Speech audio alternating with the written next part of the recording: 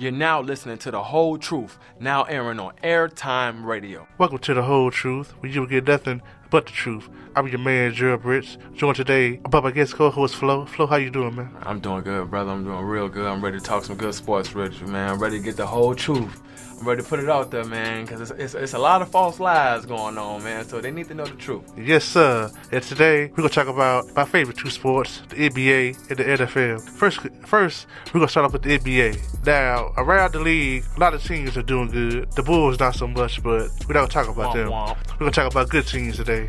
First, we're going to talk about the surging Toronto Raptors. I have to admit, Matthew Ujiri, when he made that trade for Kawhi Leonard, I knew it was good for him, but the way he did it was kind of bad, how he lied to DeMar DeRozan. But besides that, the Raptors are a very good team. They got Kawhi over there, Kyle Lowry, Danny Green, Jonas Valanciunas. They're a real good team. Serge Ibaka, yeah, they got a nice team over there. They're sitting at 19-4 right now, top of the East, and they looking real good. And I feel you. How the situation went down with DeRozan, it was like it kind of felt a little snakish. But as in the GM, or if you're you're a president, you're an owner, when you have the chance to get a caliber player of Kawhi talent, like you gotta pull the trigger. You have to pull the trigger, and it's paying dividends very well for them. They were number one seed last year, and they look like they're gonna be even better team this year. And for me, Kawhi's been playing well. That's very it's not surprising, but he's playing well. For me, who's surprising me is Kyle Lowry. I think he's leading the league in assists right now. He's had double-digit assists almost every game. I'm seeing him 18 points, 17 assists. 10 points, 12 assists. 20 points, 15 assists. I'm seeing him. The new system was the new coach with Nick Nurse. Over there, the new system is working very well. They've played well with Kawhi in the lineup. They've played well with Valanciunas on the bench or starting. It just looks like a very well coached team, and I think they got a good chance to make some noise in the East. You're absolutely right. Now, I thought at the beginning of the year that Boston was going to go away with the East, start to finish, but Toronto has shown me that they can actually win the East. Not only that, they actually showed me that Kawhi Leonard can actually stay in Toronto after the season because they're playing that good. They are very balanced from top to bottom. Nick Nurse is a very good coach. They're playing pretty good. There is a team in the East I don't think they can't beat in a 7-game series, and I'm starting to, change my mind that the Raptors may go to the finals this year. Yeah, if the Raptors go to the finals, that's gonna be very interesting. Has the Toronto team ever been in the finals? No, they haven't. I don't think so. So just the idea of you're actually going to be in the finals, because the Raptors has been a great team the past couple of years. They were number one seed last year, but nobody was sitting around like, man, the Raptors are going to the finals. The Raptors can go to the finals. Nobody was really saying that. Well, of course, because every year, they ran to LeBron. Yeah. That was LeBron out west, and the fact that, they changed over their team is a whole new identity, and I think that it's for the better for them. Definitely. It's definitely for the better. I agree with you. I definitely thought Boston was going to run away with the East, and they're, the 7th seed now, I think. They're struggling. For me, I think it's just, I think the problem they had last year, or the success they had last year is the problem they have this year. They were real deep last year, and it worked in their favor. Mm-hmm. Now, they're still deep this year, but they're too congested. I feel like I said this before he hurt himself, before he played one game. That team didn't need Gordon Hayward. Especially after you drafted Jason Tatum, you did not need Gordon Hayward, because for me, Tatum was just a small notch below Hayward coming in. You know what I'm saying? I feel like he was the same caliber player as a rookie, as raw. Before he even puts it all together at the 4-5-7 season, I feel like he's better than him now. He's, he might not have the IQ yet because he hasn't been playing a year and a half right now. But I definitely think they're too congested, and they're going to, because it's like now you got a $150 million man possibly going to come off the bench. They don't need him. They don't need him. I think they need to go ahead and package him with that top 2-3 pick they got, and just go ahead and get another superstar. Mm-hmm. And maybe go make a play for Anthony Davis, or make a play for some of the key guys out here. But I definitely don't think it's just too deep. I think it's just too deep because you're hurting your progress because you pay him $150 million, so you gotta pay him. But at the same time, Tatum is playing better. So it's like now you gotta take shots and minutes away from Tatum You know what I'm saying? Away from the other guys. So I just think it's just they need to just shake up a little bit. It can work. It's still early. They still trying to figure some stuff out. They definitely can work, but I just think, like me, I have never been the biggest Gordon Hayward fan. I always thought he was a little bit above average player. He just benefited from the system over there in Utah being the only true scorer at the time. And then, you know, they had a lot of loyalty to him. And it's very weird. His first game on another team, he hurt himself like that, you know. Because just the thought of him and Donovan Mitchell together, like if he'd have stayed, he probably would have been a better situation for him. I don't know. What you think about that? I think this season now, Boston, should just stay pat with what they have. I think it's best to Gordon Hayward just comes off the bench, as he, comes back from his torn ACL. That's what he had, torn ACL. No, I think it was somewhat. Yeah, it was definitely one of the leg injuries. Yeah. I think he broke his leg or something like that. Yeah. As he comes back from his injury, I think it's best that he shows he's a team player, come off the bench. I think that Boston is the most loaded and talented team in the Eastern Conference. I believe, it being so early in the season, they're going to, figure things out, and I think they're going to, get it together to become a top 2, top 3 team in the East. And I think that this year, they should see where this team goes. And if this year, go to the finals, or even with the championship the next season, then they should shake things up. But for this year, they should just stand pat. Yeah, you got to get your money's worth. You got to get your money's worth because you never know. It's a long season. You know what I'm saying? Somebody else can get injured, and next you know that depth, that's a problem right now. It's going to be an asset. So definitely, stick it out. I definitely think they still got a great chance to do some things in the East. It's only I think they could beat every team. There's a possibility they can beat every team in the East if they're playing their best ball. So I think things are going to be better, but just going forward in the future, you got to pay Kyrie this summer. You know what I'm saying? Jaylen Brown is coming up after that. Tatum is coming up after that. Then you're going to have your Roziers looking for their money too. So I mean. But Terry Rozier, I don't see him sticking around Boston for long because he's already talking about that. How, he wants to start for a team. And I think he should start for a team. But but obviously behind Kyrie, he's not going to start. So they ain't going to trade him eventually. Yeah, because he's not better than Kyrie or Marcus. He definitely will be. So that's why he will be traded eventually. He is the perfect backup point guard for me. Like I don't see him as a starting caliber point guard, to be honest. That's just like maybe that's my personal opinion. I see Terry Rozier as kind of like a Reggie Jackson, a guy that should be a backup quarterback on a championship team, but a guy that could be a starter on a bad team, and that's what Terry Rozier wants right now, to be a starter. And that is the perfect person to compare him to, because I am not the biggest Reggie Jackson fan. I just don't think he plays winning basketball. He plays, chip on his shoulder, stat packing ball, and so, hero ball. That's as I call it. Yeah, hero ball, and because he want to prove that he was better than coming from behind them in his last team. But I just think, and I feel like that's exactly what Terry Rozier is going to do. He's going to be so focused on showing that he's a starting caliber point guard. But are you playing winning basketball? That you gotta have that at your point guard. You need it out of everybody, but you have to have that at your point guard. You cannot be a selfish point guard. You can't. Your team is gonna suffer. And I think even with the Pistons' success they're having so far this season, I feel like that's going to bite them in the butt because your best 2 players are your big men. And if you got a point guard who thinks he's better than them, how much is really gonna go down? Because Reggie Jackson should be averaging at least 9 assists a game with those 2 big men. Those 2 big men, you should be averaging at least 9 assists. I want to say double digits, but you need to be averaging at least 9 assists a game. You know what I'm saying? It's the same kind of tandem it was over there in L.A. Clippers. With the L.A. Clippers with Blake Griffin and DeAndre Jordan. It's the same thing with Andre Drummond and Blake now. You know what I'm saying? All you got to do just lob up a couple passes, put them in good spots, and you could easily get 5 assists without even working for it, and get another 5 assists that you really got to work for. So I don't know. Reggie Jackson could be not a big fan, and I'm not a big fan of Terry Rozier neither. I feel he's very overrated. He's a product of a good system.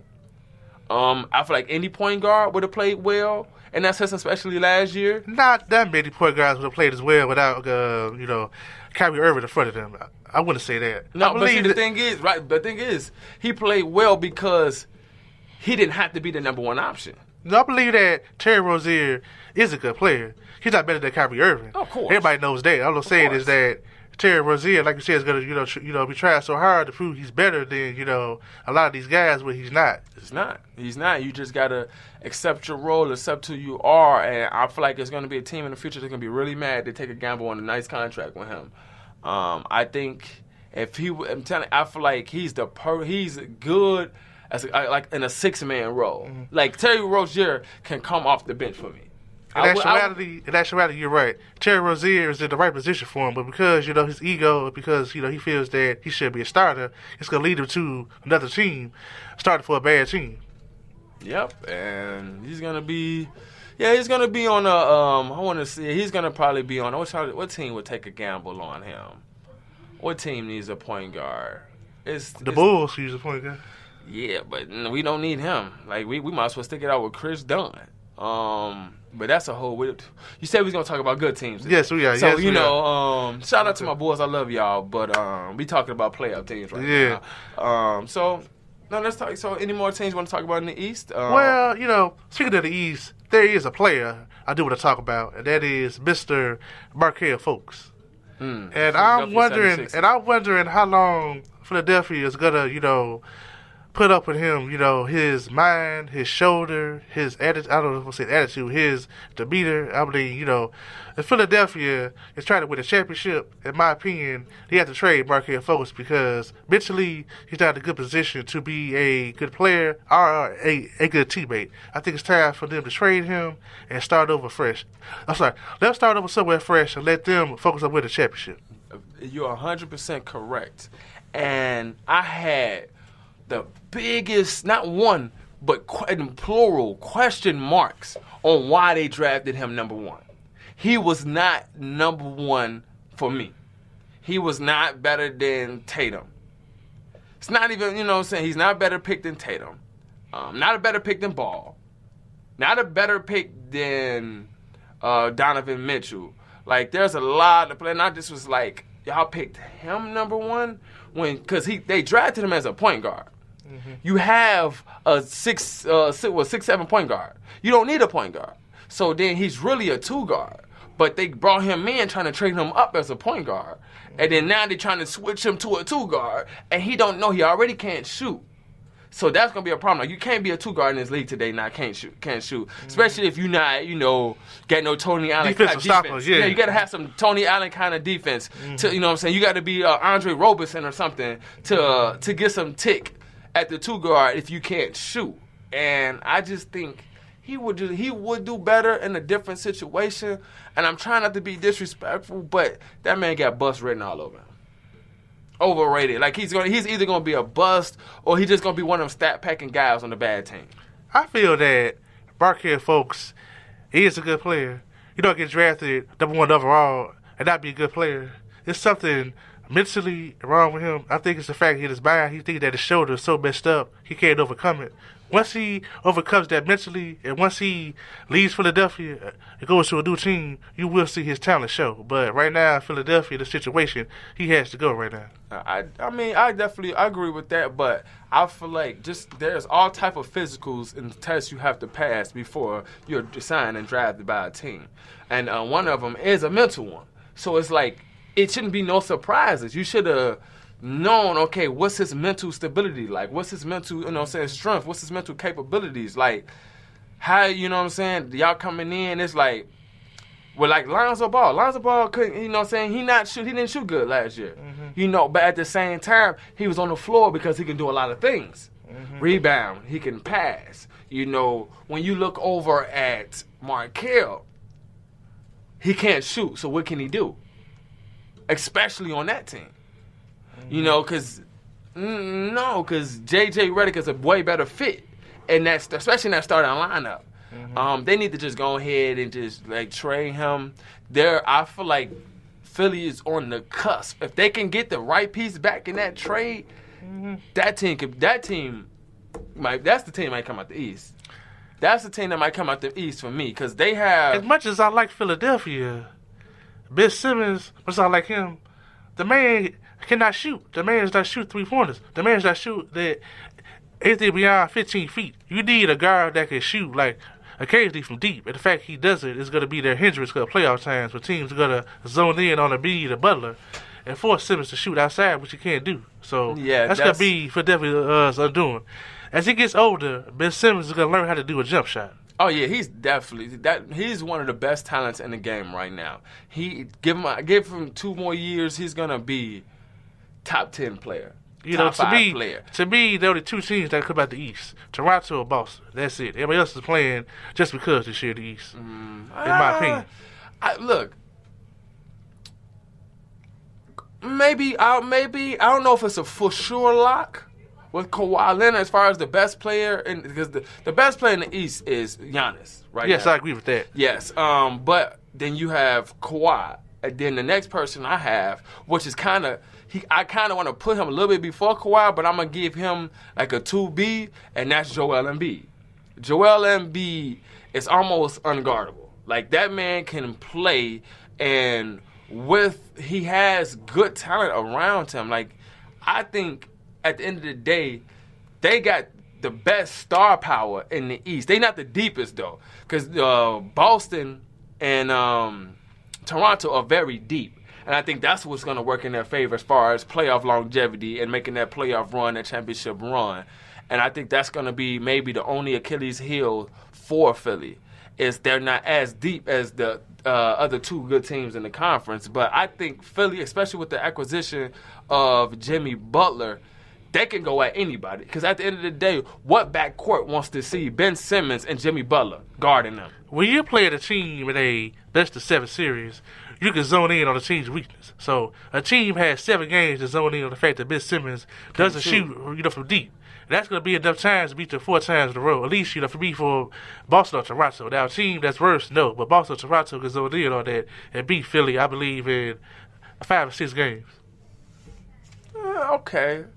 Okay, I guess I can agree with that. But it's all about the trade they make for Markelle. If they get a shooter back, I think they will be in good position. My boy Ben Simmons not being able to shoot is going to definitely hold him back. And I think after he has so much talent and so much upside early, and probably lose this year or lose next year because teams keep honing in on him because he can't shoot, that's going to push him to get that jump. Because remember, LeBron couldn't shoot when he got in the league. I mean, he wasn't out here taking no threes. You know what I'm saying? But LeBron couldn't shoot when he got in the league. They're the same kind of freak of nature kind of players. They got that same build, and he's not. They're not pretending that he's a 3. They making him straight point guard, and he had that's a freak of nature. Like how many young players right now is built like Ben Simmons? You just said with LeBron, he is a freak of nature. But you know what is about LeBron? What else? What? The man continuously evolves throughout his career. LeBron learned to be a better passer, a better shooter, and also as well, LeBron has a desire to be a better poster player as well. So every year, LeBron is continuously evolving throughout his 16, 17-year career. Ben Simmons has to do that, I believe, if he's going to not only last in this league, but also be a great player throughout his career. But, I mean, do you have any doubt in your mind that he'll develop a jumper?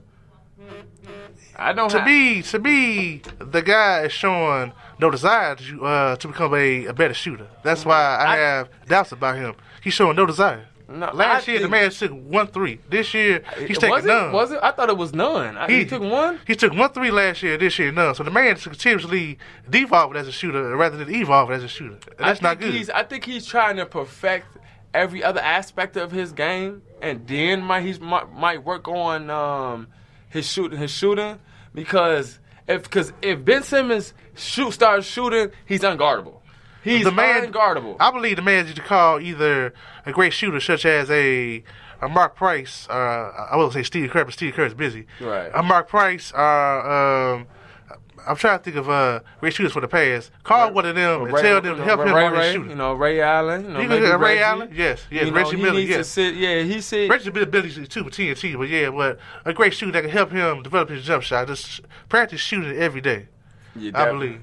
But it's gonna take time. We can't expect it all out of him. He's now playing in his second season. Well, technically third, but his second season. I'm not saying every game shoot 5, 6, 3 points. I'm talking about these.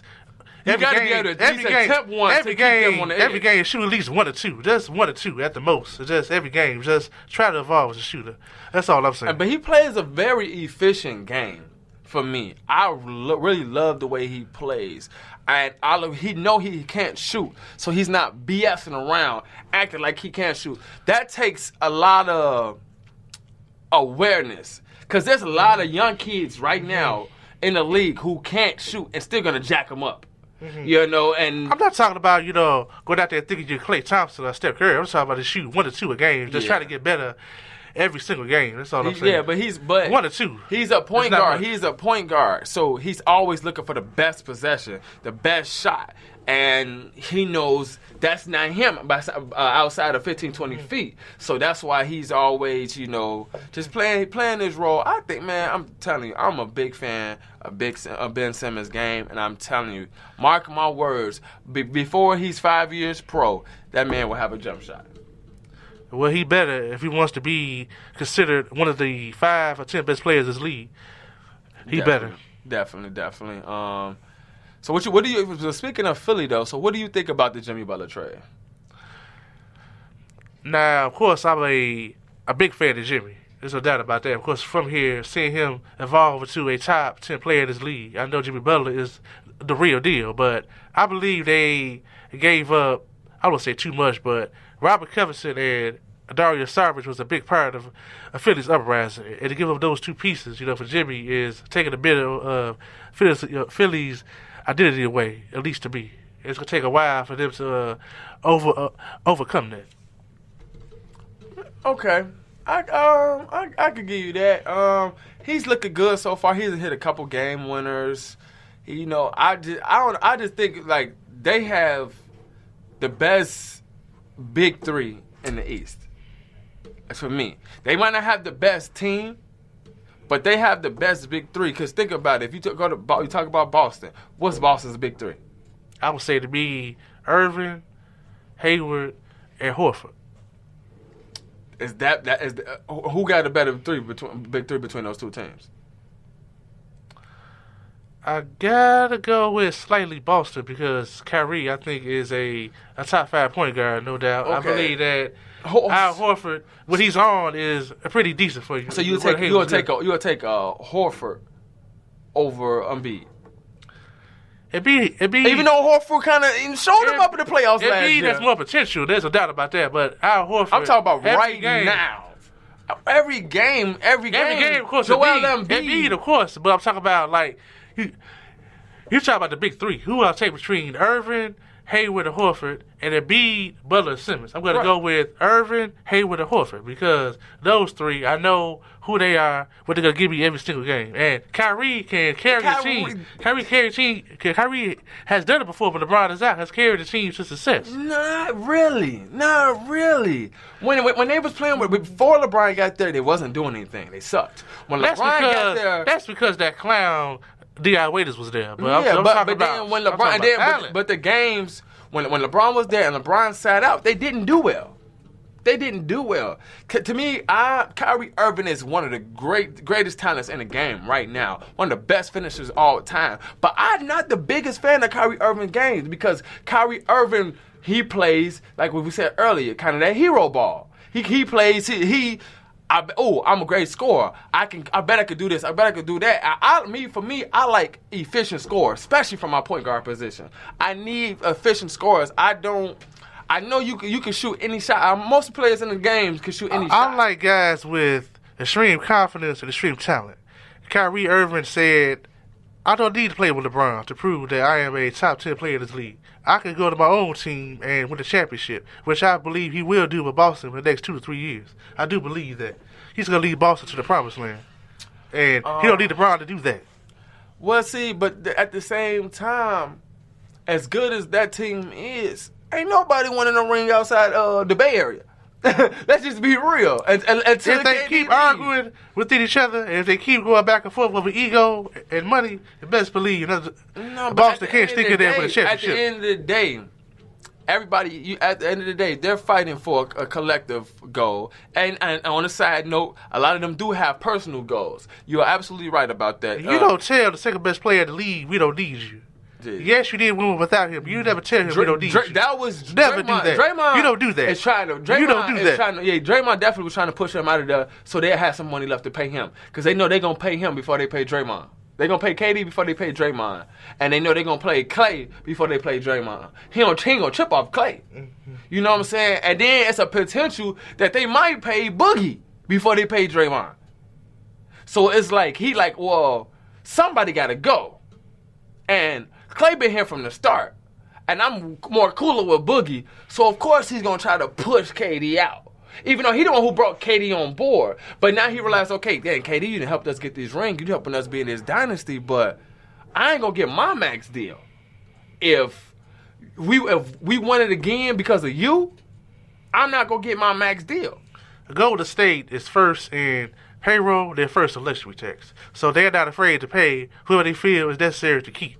Now, Draymond Green should know that he is so essential to the Warriors' success that those in charge will not forget to pay him what they feel that he deserves. He gonna want max. He deserves to be paid. He's done a lot for Draymond that team. Is the heart and soul and their defensive anchor. Yes, he is. But he needs to realize that Steph Curry, Klay Thompson, those two are the ones that's pulling the engine. Kevin Durant is your assassin. He comes in there and gives you that, that 30 with ease and to, help you out. Yeah, Draymond needs to realize. Draymond needs to realize that he is the backbone of the team, but he needs to realize that that everybody is essential to the goal. He needs to realize that Kevin Durant is as essential as he is. I agree. No, I definitely agree, but Draymond does a lot of things for your team, but Draymond is a role player. He just probably one of the best role players in the league, and it makes him look like a superstar caliber player because of that team's success. But Draymond Green is a role player. Draymond Green is not a max caliber player because he looks good in his position. Like right now, we're not gonna trip off him having 9 points a game. You know what I'm saying? Off max money, we're gonna be mad. Mm-hmm. You know what I'm saying? Off max. Right now, you can have 9 points, 11 rebounds, 8 assists. Mm-hmm. You know what I'm saying? And you we love that from you because from your role and your pay, that is more than enough for what we need. Which is why, and that's my point. The man got out of pocket when he came to Kevin Durant and telling him we don't need you. When the second best player in the league wants the ball for the last second shot, you pass him the ball. And when he calls you out on it, you just accept it. You just accept it. But you talk to him in the locker room. You don't blow up on him doing the sideline. And you don't go back to him again after the game and tell you that we don't need you and call him the P word over and over. Mm-hmm. That was uncalled for. Yeah, and his one suspension was deserved. Look, Draymond was foul. It's definitely unacceptable. That was a very childish, selfish act because he didn't want that moment, that huddle, to be about him fucking up.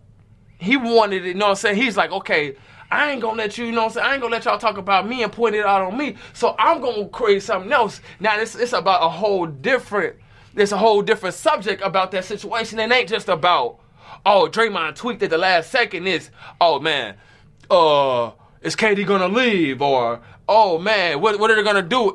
But we're not talking about, man, Draymond, you ruined that last possession. And that's what his goal was. And I think he's been very unselfish for so long. I think he's tired of being unselfish. And there's a lot of that selfish side is coming out of him right now. Because we all know with his if he wins Defensive Player of the Year or First Team Defense, he's eligible for a max contract. So his play this year is very vital to him. Mm-hmm. And it's like, bro, that don't have nothing to do with you passing the ball to KD at the last second. And I think he was tired of proving. He wanted to prove that we can win without him. I think that's what he wanted to do. You won the title without KD. That was proven already. So, now that Kevin Durant is here, you can win more championships and become more notable as a successful dynasty with him here. I'd rather have Kevin Durant than not have Kevin Durant. Facts. Because, I'm sorry, they won that first year. They went back to the finals, let LeBron and them come back. But to be honest, if they didn't recruit KD, they might not have been back because KD would have been back. Because to be honest, the OKC was supposed to win that series. They were supposed to win that series. I had money on Airtime Radio. Now presents to you The Whole Truth with Gerald Britt every Friday from 5 to 6. Make sure y'all get in tune. They didn't close the deal. They did not close the deal. I don't think that was going to continuously happen. If you know what I'm saying, Westbrook has evolved. KD has evolved. They were going to get it right. Like it was not going to be. It's been sweet, a piece of cake the past 2 years, and I'm getting to the finals. Piece of cake. It would have not been that if KD was on another team. I do agree it would with have not been that. Y'all would have went to the. Y'all would probably easily get to the Western Conference Finals. I do agree. But it wouldn't be no Houston, Golden State. It would have been whatever team KD on, which was OKC, and then Golden State.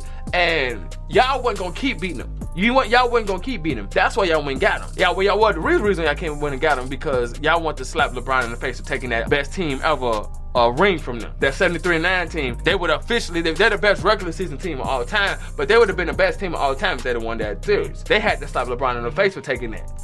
That's what it's all about. But now I think Draymond, which is kind of, now that they got 3 rings, I think Draymond's kind of trying to push him out so he can get his money. But I'm like, man, if KD stays, y'all can win 5 rings. If KD stays, y'all can win 5 rings. If KD leaves, you might have a chance at another one. Might. Because the thing is, Golden State is a powerhouse. And so teams has been building to compete against that powerhouse. You take KD away, you're not that powerhouse anymore, but every team is built to compete with the KD Warriors. And I do agree with that. I do believe, like right now, there isn't a team in the West this year, I believe, that could beat Golden State in a 7-game series. It's not a team in the league, but the only team... No. I do believe that the Celtics, Boston could beat them in a 7-game series. Boston, fully loaded, and they're playing the best basketball. Boston could beat them in a 7-game series. I believe Toronto could push them to a 6-game series. Look, it's like people. I want to say this. I'm going to record and say this. I say this on my show all the time. The playbook.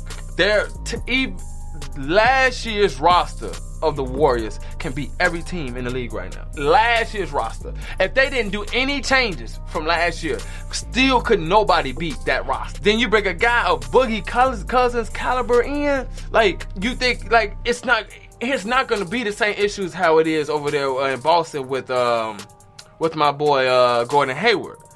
Boogie can start or Boogie can be 6th man of the year. Because just think about it. They already have the best starter on 5. But then if you got off the bench, you got Livingston, you got Iguodala, Bricko, and Boogie Cousins. That's that team almost can make the playoff in the East. That's a 8th seed in the East. You know what I'm saying? And that's your backup to probably the best starting 5 of all time. Boston really will have to be playing their best ball. I think Boston has the best chance. Boston has the best chance of any team in the league. Boston, I believe that. To me, has the only chance to beat Golden State in the 7-game series. The only team that can stop Golden State from winning a 3rd straight championship is the Boston Celtics. This year. You are absolutely right. Do I think they will? No. But they are the only team I think that can go 7 games this year. I don't think the Warriors going to go, the Rockets ain't going to go 7 games with them this year. It's not going to happen. Y'all don't have enough defense. The Rockets are going to be so mad in the playoffs. The Rockets is going to be so mad in the playoffs. Could have won the West this year, but they let go of the 2 defensive anchors in Trevor Ariza and Luke Bonabuti. Just so they can go get Melo to release him after 10 games. To be over after 10 games. Houston really messed that up. As a result, Golden State will slide to the finals again for the 5th year in a row. Yeah. In the West, who else making noise as far as the West? I don't know. What you think about the Lakers? With LeBron and the Lakers? You think they're going to do anything this year? I believe the Lakers will be title contenders next year when LeBron and Magic Johnson sit down and decide who should stay and who should go. And once they get the pieces they need next year, they'll be title contenders with the Warriors. But not this year. This year, they're just trying to decide who's going to stay with LeBron and who they're going to get rid of. Yeah. I think I think they should go ahead, to be honest, especially with all the turmoil going on in the nation's capital. They need to trade Ball for John Wall. That's what I would do that. John Wall is going to get paid $40 million over the next 4 years, starting next year. Oh yeah, no other team, and he got $47 million. No other team in the league is going to pick up his contract. You better not getting Bradley Beal. Oh yeah, definitely going to give that. They need a 2 guard. They get a. They need shooters. They need shooters around LeBron. They get a shooting. They need shooters around LeBron. Like LeBron and Magic Johnson picked up the wrong guys. Like guys like Rajon Rondo, Lash Stevenson. They're not shooters. They're playmakers. Yes, but you need shooters around LeBron. Yeah, because I feel like they don't really have a direction in LA right now because. You had a young. What did you do? So, because what are you trying to do? Their direction. Are you trying to have a young team? Their direction is getting the right pieces around LeBron. They're trying to see who's going to stay next year and who's going to be gone. But you have to choose. Are you playing for your young guys and you developing them and they're going to be better and you working towards the future, or are you trying to win now? Because signing all these vets is a quote unquote win now move. And it's and I feel like it's I very hard. The Lakers are in the mix between rebuilding and winning now. They're kind of like in that mix. But you can't really attack the season like that. And I do believe at the end of the year, Luke Walton will be fired. He'll be out of a job. I believe they're going to bring in a more experienced coach, such as Mark Jackson. Mark Jackson should have had another job. I don't know why. He's still talking on the sideline, analysts right now. I'll tell you why, because while Mark Jackson is a very good coach, he doesn't exactly play well with others. He does things his own way. And unless you have the clout like Tom Thibodeau does in Minnesota, your owners and presidents and general managers are not going to put up with that for too long from the coach, trying to make all these boss moves like that, how he did. Yeah, I definitely. If Mark Jackson can check his ego, just come in to coach. A team will bring him in. And I believe that, if he talked to Magic and LeBron, told them that he would just be the coach, he won't try to make power moves, he won't try to boss around people, I believe he can be the next coach of the Lakers. Man, if LeBron can win with a Tyronn Lue, if he can get to the finals with Black or Mike Brown, I feel like Luke Walton has a chance. But I feel like I agree with you. It's a good chance his job security might be in jeopardy because they put him in a bad position. Magic already cursed him out earlier this year about the team's progress. And also as well, LeBron is ignoring his calls when LeBron plays point guard. So if you're ignoring your coach when the coach is calling their plays, that means you don't respect this guy. That means you're not honoring him as your coach. LeBron did that to every coach. The best players do it. Pat Riley told him, you will play for Eric Spoelstra. He will be our coach. And when Pat Riley laid that down, he played for Eric Spoelstra. Anything that Eric Spoelstra said, LeBron did. Okay, I give you that. But I definitely get that. But it has to come from above. Like Magic Johnson had to talk to LeBron and tell him that Luke Walton's our coach. He's not going anywhere. And Magic, I believe, has given that talk. So that's why he's ignoring Luke Walton's calls. Yeah, but I just feel like they put Luke in a bad position because, once you get LeBron on your team, you're instantly in win-now mode. That is not a win-now roster. It is not. That's why I'm saying they're going to win for a championship next year. This year, they're trying to see who plays well with LeBron and who they should get rid of. That's what I'm telling you. Yeah, I know. I get that part, but I'm just saying this year shouldn't put Luke's job security on the line. I don't believe this year the Lakers will make the playoffs because the West is so strong. I don't even see the Lakers in the playoffs. I see them squeaking in, but I don't see them in the playoffs. Well, yeah, because you know what? Because it's a lot of teams that's the top of the conference right now. To get swept by a Golden State or Denver? Yeah. I don't think Denver will sweep them, but yeah, Denver has a better team right now. But speaking of LA, it's the other LA team that's the top of the West right now. What did you see that coming? The LA Clippers is the number 1 team in the Western Conference right now. Well, I'll tell you this right here. They did right by firing Doc Rivers as a general manager, number 1. The second thing they did right was they traded his son, Austin Rivers. Austin Rivers with Austin on the team. With Austin on the team, the other players looked at Doc differently because, you're yelling at me and all this. You give me the third degree, but your son, you let him off easy. You let him do whatever. But me, you rather me up a pole. Yeah. So now with the son gone and Doctor's coaching, the Clippers are a good team because Doc Rivers is a good coach. Yeah. Him trying to be general manager and trying to have his son be, I don't know, sixth man of the year, most improved player of the year every year. That was bad for team chemistry. So now with the son gone and him fired as general manager and him just coaching, the Clippers are now, a good team without doing what he does best, with everybody treated equally. Definitely. It was definitely not a smart decision for him bringing his son in, because before that acquisition, it was looking like the Clippers was going to be the team coming out the West. And he definitely hurt the chemistry because Chris Paul couldn't stand it. He couldn't stand how he was a better point guard and it's a team, saying he's a winning player, and you got Austin Rivers who just kind of like, he plays the game like an airheaded kid. And then when you play for your father like that. I will say this. Austin Rivers, I can have him as my backup point guard, shooting guard any day of the week. It's best that he's not playing for his father. Definitely. If he's not playing for his father, he's on another team, but he's just also the zone merit, then he's found in a certain role. But with him playing for his father and him, trying to show out all that, that was a bad look. Definitely. So now he is I was going to say a much better place. I was going to say had a much better place because the Wizards are a mess. But at least now he's out over there playing for his father. So now he's being judged on his own merits. Definitely. I just think the Clippers is cursed because they're number one in the West right now, and that's a good chance they don't even make the playoffs. I believe they make the playoffs, but they won't win the West.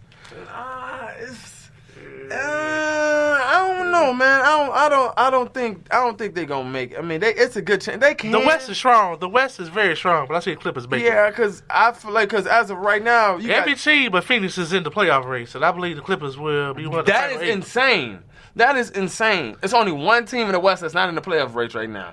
That is insane. I knew the West was going to be strong. I knew it was going to be that strong. Even Sacramento is looking like a decent team. Sacramento. It was the last time you could say that about them. Exactly. But, as the season go on, the better teams is going to show who they are. And you got the Clippers at number 1 right now. Denver at number 2. Golden State at number 3. OKC at 4. Portland at 5. Memphis at 6. Lakers at 7. And Dallas at 8. Now, for me, there are 1, 2, 3. There's 3 playoff teams that are not in the playoffs right now. So they're coming for 3 of those spots. And Dallas, Clippers, and maybe, I don't know. Who do you think got a better chance of making the playoff, Memphis or Lakers? As much as I hate to see Memphis play, I got to go with Memphis. I mean, their style just, I would say, irritates me, but I don't like their old school type of play, but it works for them. And I see Memphis in the playoffs this year. Yeah, because they've been getting shortchanged the past couple of years because of injuries. So I think I think off karma they should squeak in and get a chance in. But I see Minnesota making the playoffs. I see San Antonio making a dang. You got Minnesota, New Orleans, San Antonio, Utah, and Houston. So who do you see falling out the playoff race right now? I'm telling you, Clippers, Mavericks. And I'm torn between Memphis and LA. I feel like only one of those are going to make it. So I'm going to tell you the 2 teams that's going to be out. The Lakers, like I said, the Lakers are playing for next year. I don't see them making it. So LeBron will be home come playoff time. Yes, he will be. That's and bad also for the league. And also as well, it was bad for the league when he left the East. so don't worry about that. The West is fine. And also as well, Portland.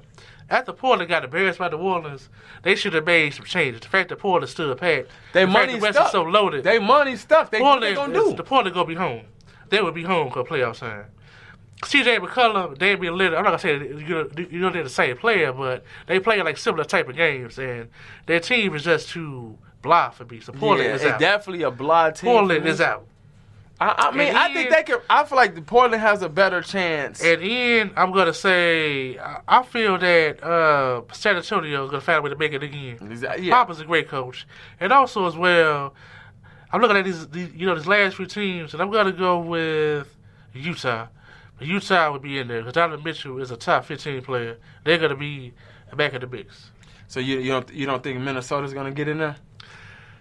Jimmy Butler really pushed him a lot last year, and without him pushing them. I believe he's right on when he says that Andrew Wiggins, Karl Anthony Towns, while talented players don't push themselves the way a player should, like a Kobe or Mike should, like push themselves hard in practice in the games every single game. Yeah, definitely. I was very upset with Big Cat's performance in the playoffs last year. It was very timid, very scared. You know, he was looking like a rookie playoff guy. Wiggins, but I feel like Karl Anthony Towns is a top 10 player. Karl Anthony Towns. Oh, talent, yes, yeah. But on desire, does he want it? Does he want to be the best? Does he want to win a championship? Does he want it? I think he won. I kind of question it more on Wiggins than I do Towns. That's what it is. Everybody is saying around leader Andrew Wiggins, while he got his money, he's become complacent. And he becomes satisfied the fact he's getting paid to play basketball. He doesn't have the desire. And Jimmy Butler sees this, and that's why he had to go. Well, saw that. That's why he had to go. Yeah, I can agree with that because Wiggins and Towns is some of the best talents in the league right now. But heart plays a big part of who's going to, and mental toughness and heart and the combination of talent is what makes you great in this league. It helps to be talented. Of course, it helps to be talented, but you have to have the desire, the motivation to be great. To be honest, I'm very upset with how Karl Anthony Towns played in the playoffs last year. But I don't have big doubts on him going forward. Wiggins, I do kind of have some doubts. With Wiggins. That was Towns with Wiggins. I do kind of have some doubt with Wiggins. The doubt is with Wiggins. You're, especially now that Jimmy gone, you're supposed to be averaging 25 a game. It's supposed to be you and y'all supposed to be Karl Anthony Towns and Wiggins supposed to be 50, 55 points a game between those two. Between 50, 55 points a game, and so if that's not happening, they might not get in the playoffs. You know, Derrick Rose has been playing very well, so that's why I want them to make it. Darius goes to win Sixth Man of the Year, and I believe he will be the front runner, but I believe it will be enough to make the playoffs. That'll really hurt me if Derrick Rose had a great year and didn't make the playoffs, because that's what he's here for. You know what? He's here for. He's not playing for the Bulls no more, so it's already a good year for him. Yeah. Man, I wish he was still playing for the Bulls though. Okay. I really wish, because I mean, you'd rather Dunn over him, or this what's the little white kid they got playing point guard with the weird last name?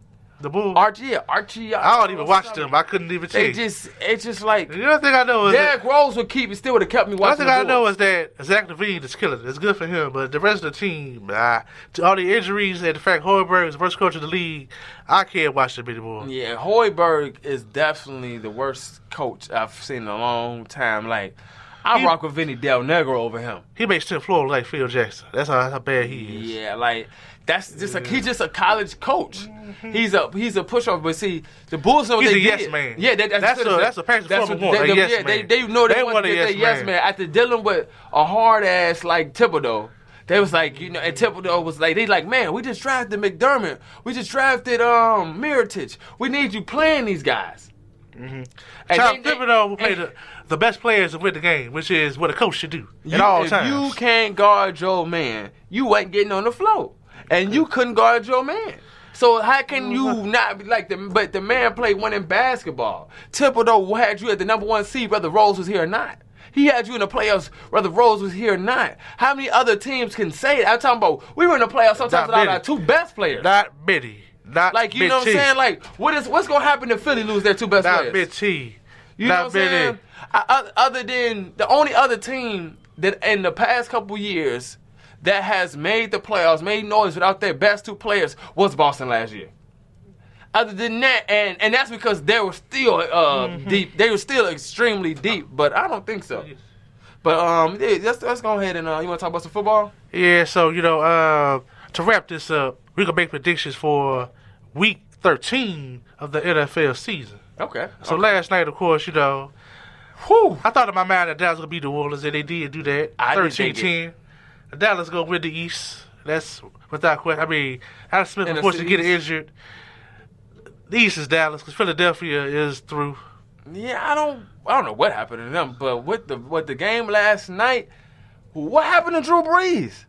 What happened last night? Dallas' defense. They showed up. They showed out. Man, but the best off because, New Orleans, what 9 straight, 10 straight? 10 straight. See, the key to be the team with a fast offense is you play a keeper way. You just hold on to the ball, which Dallas did that. When you hold on to the ball, Drew Brees doesn't have it, and your defense is rested enough to make plays with it on the field. Okay, I definitely.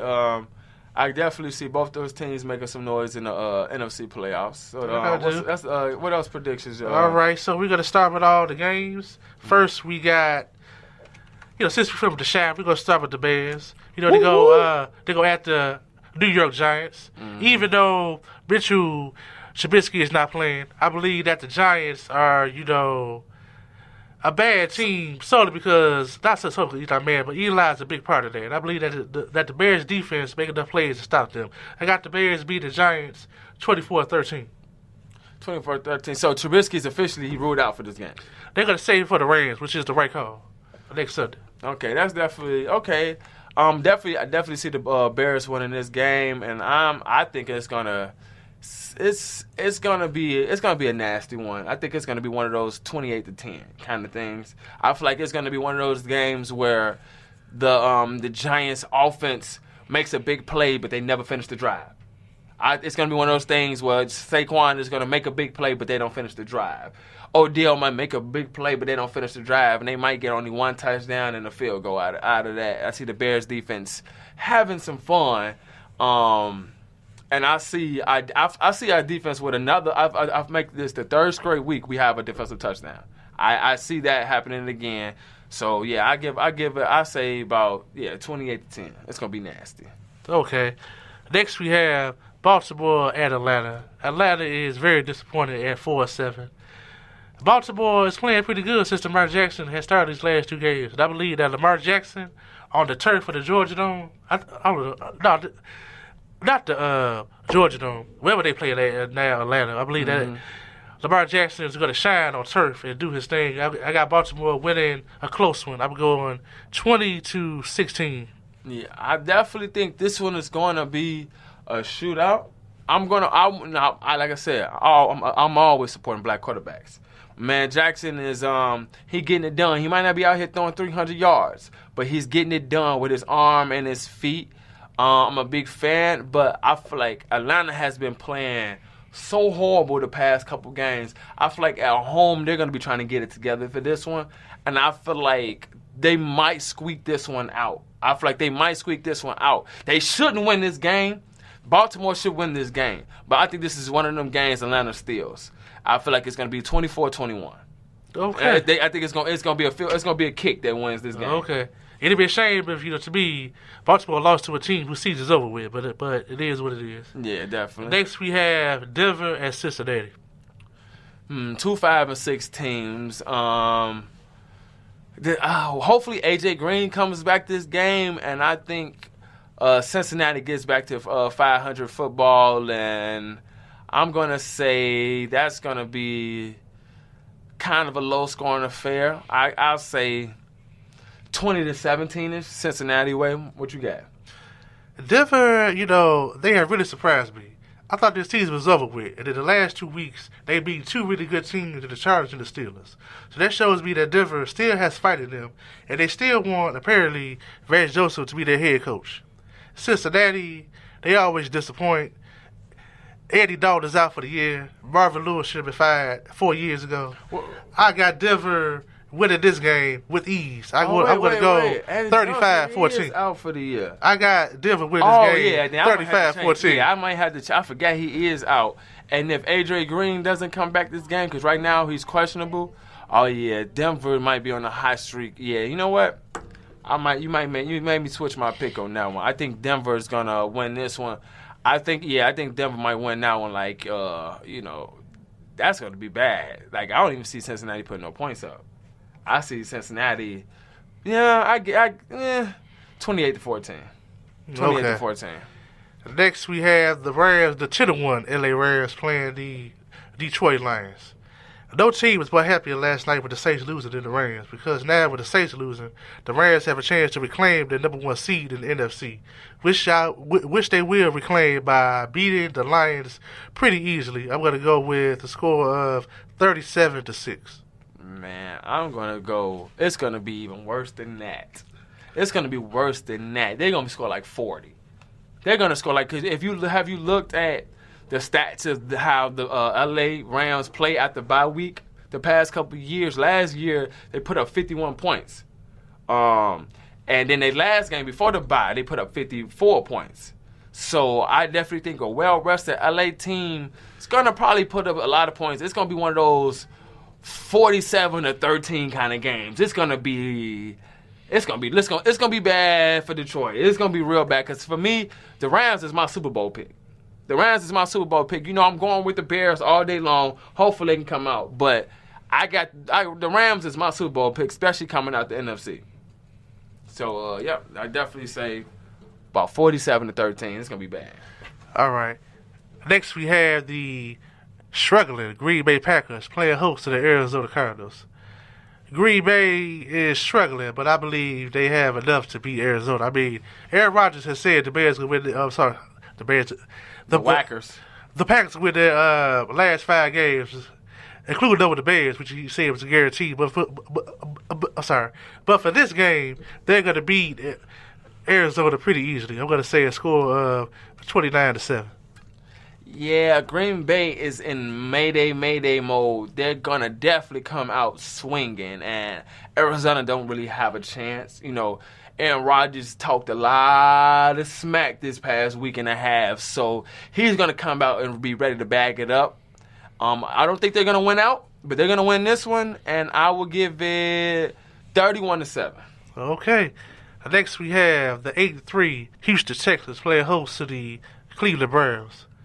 6-1. Baker Mayfield talked a lot of smack about Hugh Jackson, which is in his right, but I believe he was out of pocket on some of them, some of those comments. Houston has won 8 in a row after 3 straight losses to start the year. So Houston, I believe, with the AFC South going away, this is going to be one of them games that's going to help their cause. They're going to blow out Cleveland. I'm going to say a score of 42-21. I don't think it's going to be a blowout. I got Houston winning it. I don't think it's going to be a blowout. I think Cleveland defense is going to try to keep them down. I definitely think this is going to be one of those games where for like 2 quarters there's not going to be no scoring. For like 2 quarters there's going to be a lot of scoring.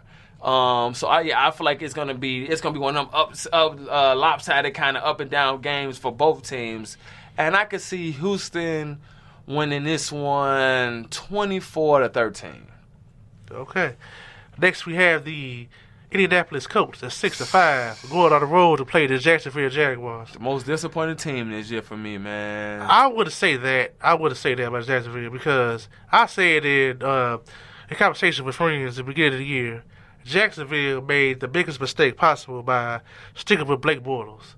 Why they thought that he would become a good quarterback officer, at least one night even that's going to help us lose the games, is stupid in my opinion. The fact they stuck with him was idiotic, and Jacksonville get what they deserve.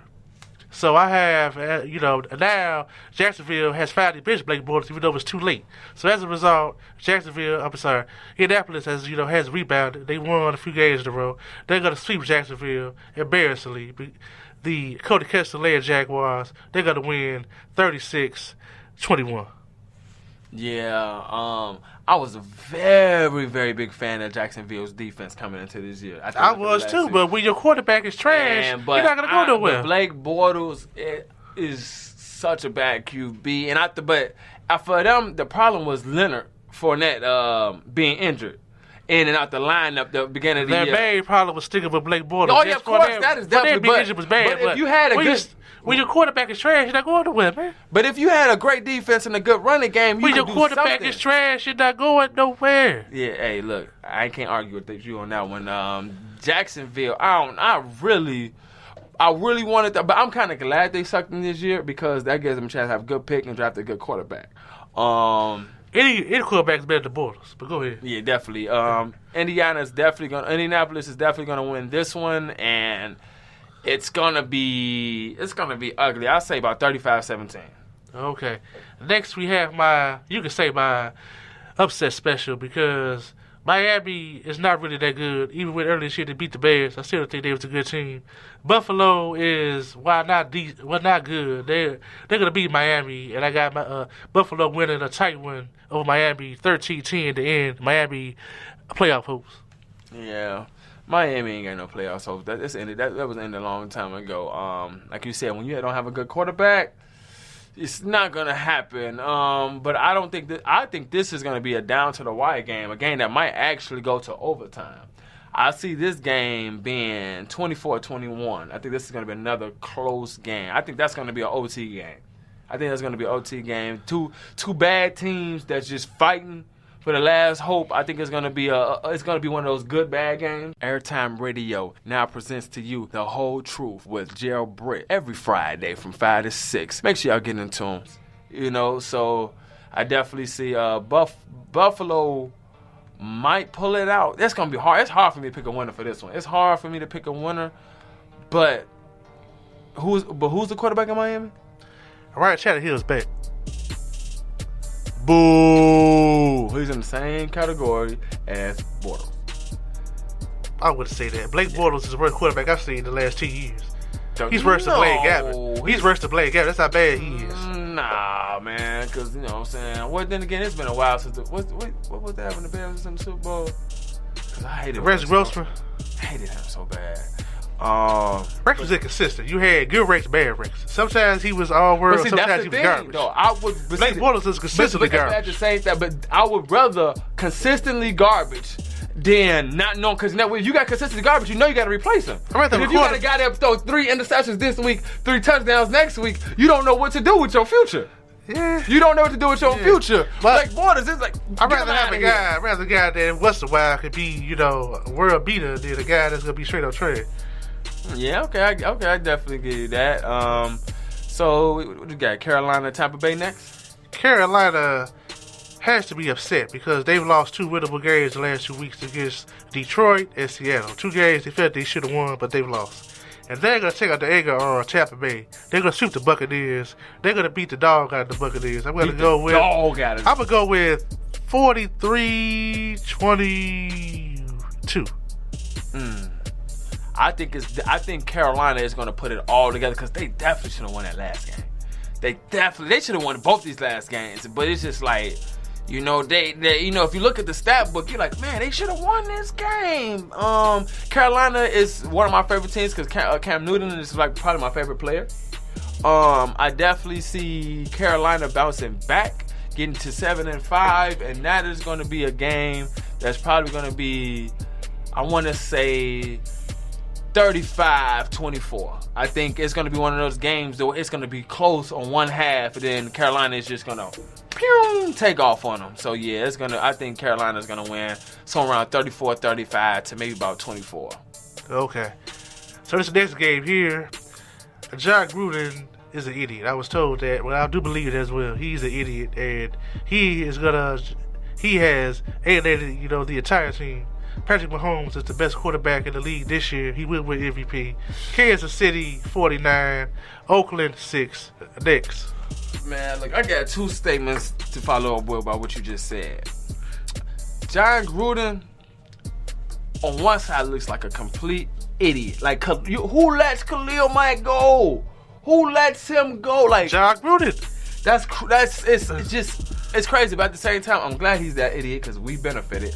But at the same time, what he's doing, he killed their immediate success. They're gonna be trash this year, next year, but he's setting them up to be a great team 3 years or more down the line. They're going to Vegas in 2020, but but for the meantime, he got 10 years. The thing is, he got 10 years to get it done. I think after 4, he's gonna have a good team. But for this year and next year, trash. They're probably gonna have the number 1 pick. They're gonna be trash. Kansas City, that man Patrick Mahomes. Look, listen to me. I played a lot of Madden growing up. I played a lot of franchise modes, a lot of superstar modes, created a lot of players. Mahomes is looking like one of my creative players out here. Well, I used to, my credit player on Madden, rookie year, first year playing, used to have so many passing yards, so many touchdowns, used to win MVP, and it was like, it's video game stuff. Mm-hmm. Mahomes, what he's doing right now is so unreal because Kansas City is a good team, but we weren't expecting to be a 9-2 team. We was not. They're looking like a team that's going to be 13-3. Like I didn't see Mahomes come like, when you had through 6 touchdowns coming out of the gate, you're like, oh, okay, that's good, but that's luck. Every dog has his day. Mm-hmm. But how many times has he thrown 6 touchdowns this year?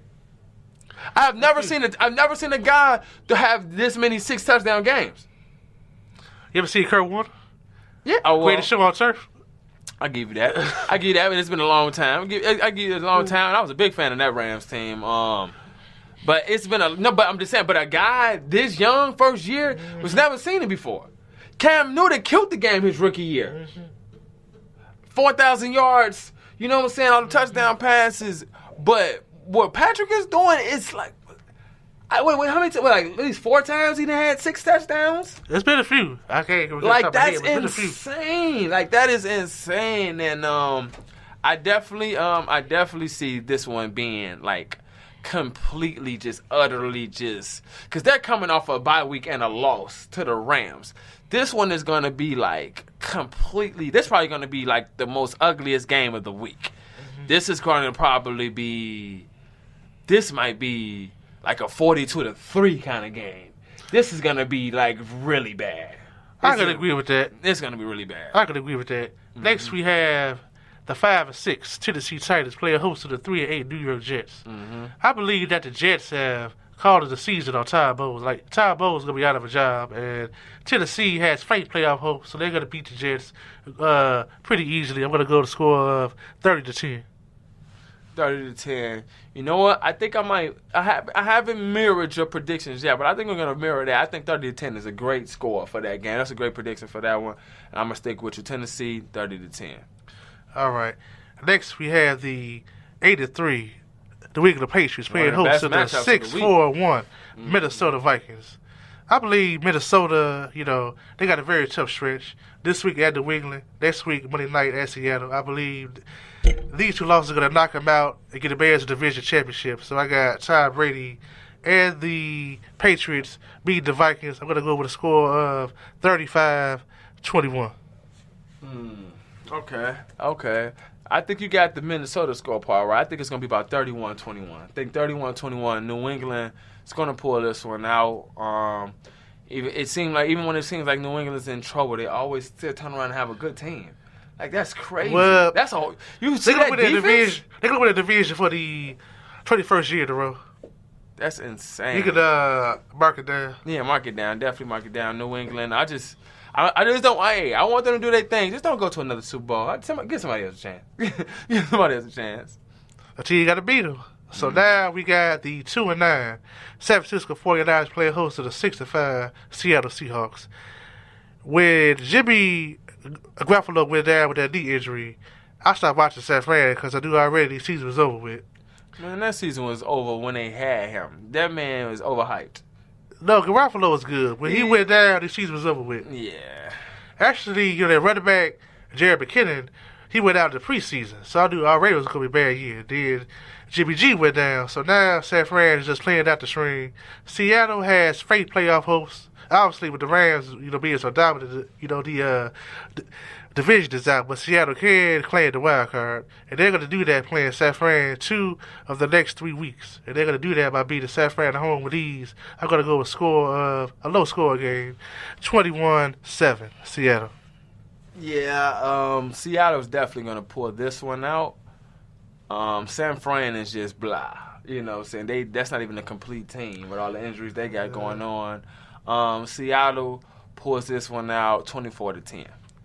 I feel so bad for Richard Sherman because he wanted to beat Seattle twice a year with San Fran, and obviously he's going to get swept by him. That was a stupid decision going to San Fran. San Fran was on the rise because Jimmy G led San Fran to 5 straight wins in the year, and they were signing all these, these good pieces. So San Fran was a team that was a sleeper pick to go somewhere. Yeah, I just was like, it was better fits And also as well, he went to Stanford, which is, around that area as well. Yeah, of course. So I was like, I get it, but I feel like he let personal feelings affect his career future. There was a lot of other better fits for him. And I knew once he went to San Fran, I was like, that's not going to do nothing. Like, they need a lot more than you, bro. They upgraded a lot from last year, but they need a lot more than you, bro. You know what I'm saying? So I knew San Fran is, I don't know. I just, ever since, they had Colin and Harbaugh, and they let that fall out the pile, it's going to be a long time before we see them a good team again.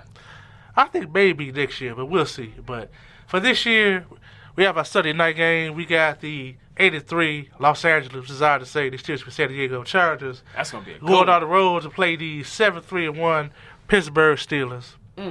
Pittsburgh is on a mission this year, and I believe they're going to complete that mission.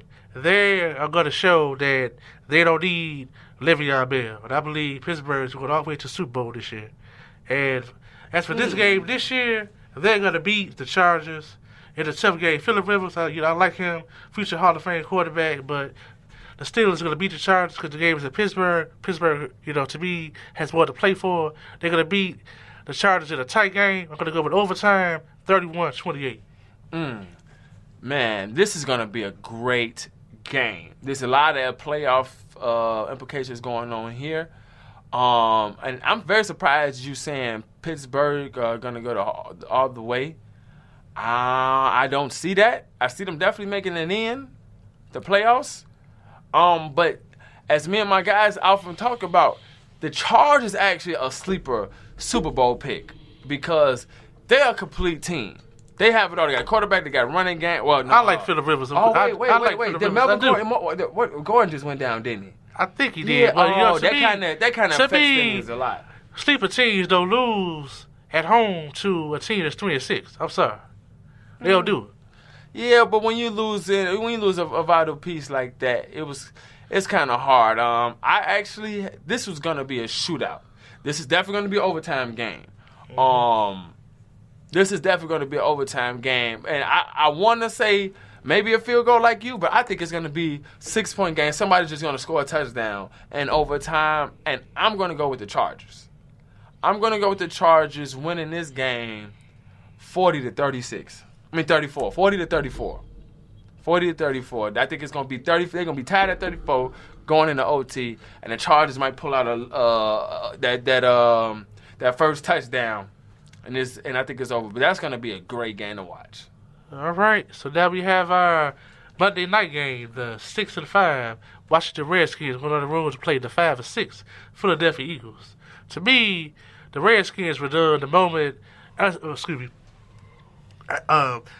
Smith went down with that injury. I'm sorry, Colt McCoy is not going to lead you to a win, let alone a division championship. Philadelphia, for a Super Bowl champion, is very disappointing, but they got enough to beat Washington, so I'm going to go with them winning a pretty pedestrian game. I'm going to go with a score of Philadelphia 25, Washington 14.